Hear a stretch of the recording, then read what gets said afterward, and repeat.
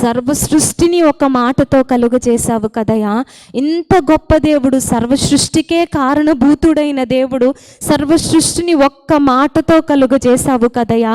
ఇలాంటి గొప్ప దేవుడవైన నీవు నరమాత్రుడిని జ్ఞాపకం చేసుకోవటానికి వాడు ఏ పాటి వాడయ్యా అంటూ నువ్వు నరపుత్రుని దర్శించటానికి వాడు ఏ పాటి వాడయాను. నువ్వు మనుష్యుని జ్ఞాపకం చేసుకోవటానికి, నువ్వు నరపుత్రుని జ్ఞాపకం చేసుకోవటానికి, నువ్వు మనుష్యుని జ్ఞాపకం చేసుకోవటానికి అసలు ఆ మనిషి ఎంతటి వాడయా, ఏ పాటి వాడయా అని దావీదు రాస్తూ ఈ మాటలు తెలియజేస్తున్నాడండి.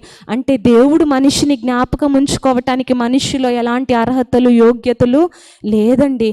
మనలో కూడా దేవుడు కోరుకునే అంత మంచితనము, యథార్థత ఏది కూడా మన జీవితంలో లేనప్పటికీ, ఏ ఒక్క మంచితనము మన జీవితంలో కనిపించినప్పటికీ దేవుడు ప్రతి క్షణం కూడా దేవుడు మనల్ని జ్ఞాపకం ఉంచుకుంటున్నాడే.